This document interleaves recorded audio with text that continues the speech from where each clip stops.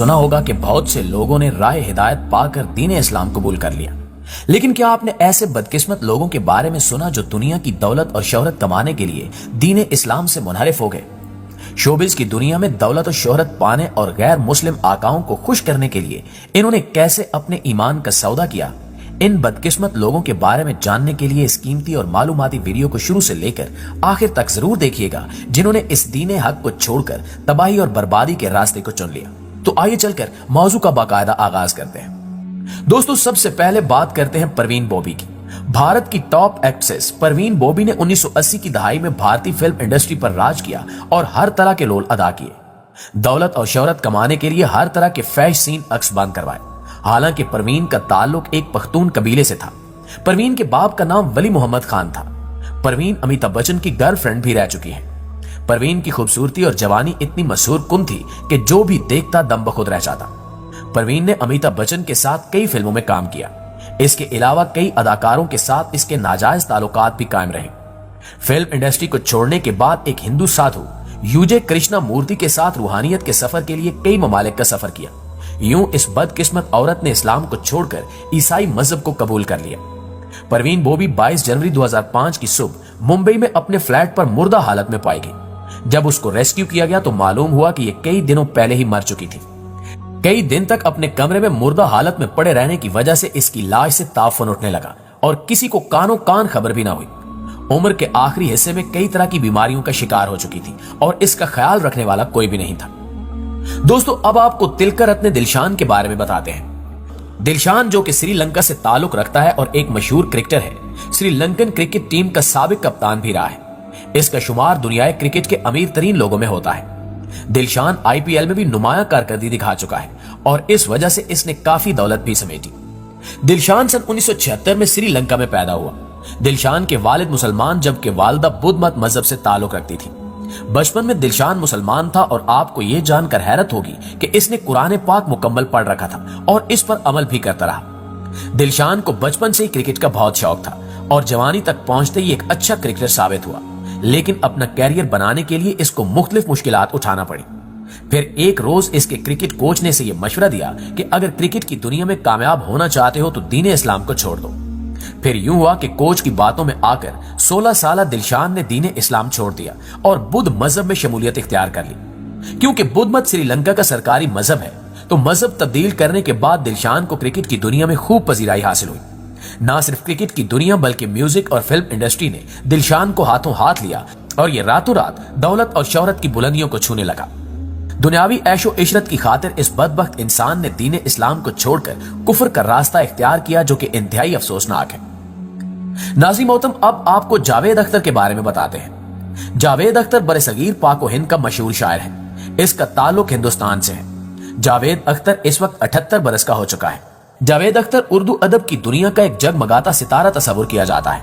ये एक बहुत ही उम्दा लिखारी है। जावेद अख्तर 17 जनवरी 1945 में ग्वालियर मध्य प्रदेश में पैदा हुआ। वालिद का नाम जानिसार अख्तर था। इसके वालिद भी एक शायर थे।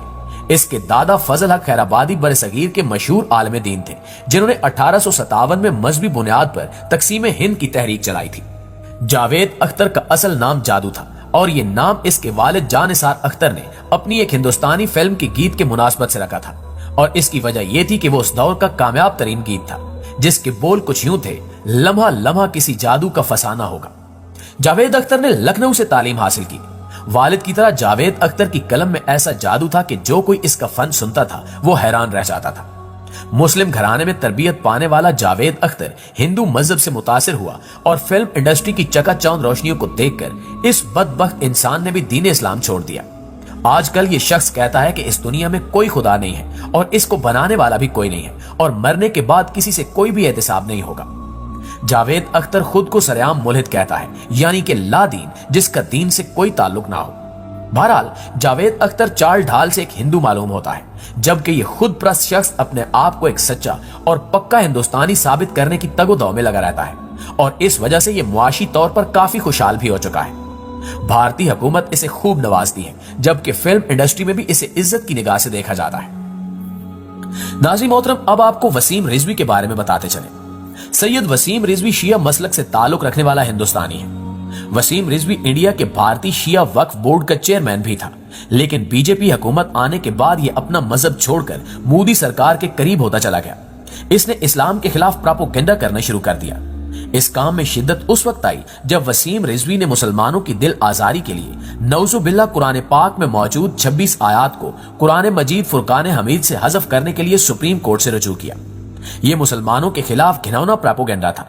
इसी वजह से इंडियन मुसलमानों ने एहतजाज किया और इसके सर की कीमत भी मुकर्रर कर दी गई। इसके बाद वसीम रिजवी ने हिंदुओं की मुकम्मल पनाह हासिल करने के लिए गाजियाबाद के एक मंदिर में तकरीब के दौरान बाकायदा ऐलान कर दिया कि वो इस्लाम मजहब को छोड़कर हिंदू मजहब में शामिल हो रहा है और उस तकरीब में बतौर आग की पूजा करके अपने आप को हिंदू साबित कर दिया।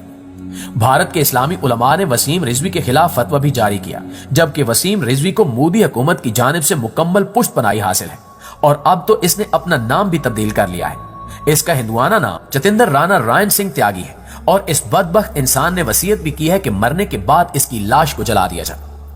नाज़रीन ग्रामी, आखिर में जिक्र करते हैं ज़ैन मलिक का।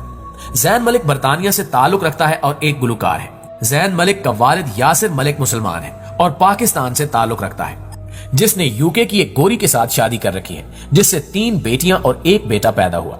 ज़ैन मलिक ने अपने बचपन में कुरान की तालीमात भी हासिल की। ज़ैन मलिक की परवरिश इस्लाम के मुताबिक ही हुई और एक बरतानवी फैशन मैगजीन वाकियों को इंटरव्यू के दौरान ज़ैन मलिक ने इंकशाफ किया कि वह मुसलमान नहीं रहा, क्योंकि वो अपनी जिंदगी को मुसलमानों के मुताबिक नहीं गुजारता। ज़ैन मलिक बॉक्सर भी रह चुका है। एक बार इसने बरतानिया के एक शो में शिरकत की और शो में अपना टैलेंट दिखाया। उसी शो से इसकी शोहरत का सफर शुरू हुआ। शोहरत को संभालने के लिए इसने इस्लाम से दूरी इख्तियार कर ली और खुद को मुल्हिद कहना शुरू कर दिया। इसके बाद वो एक अमेरिकी मॉडल के साथ रिलेशनशिप में भी रहा, जिसका नाम गिगी हदीद है, और उस मॉडल के साथ 6 साल ताल्लुकात रखे और इन नाजायज ताल्लुकात के नतीजे में ज़ैन मलिक की एक बेटी भी पैदा हुई। इसके बाद आपस में लड़ाई झगड़े की बिना पर ज़ैन मलिक को 1 साल जेल काटना पड़ी। इस वक्त ज़ैन मलिक को दुनिया के टॉप गुलकारों में शामिल किया जाता है।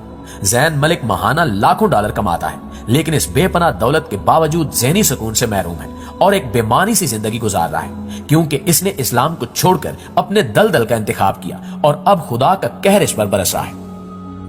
जी तो मुअज़्ज़िज़ दोस्तों, ये थी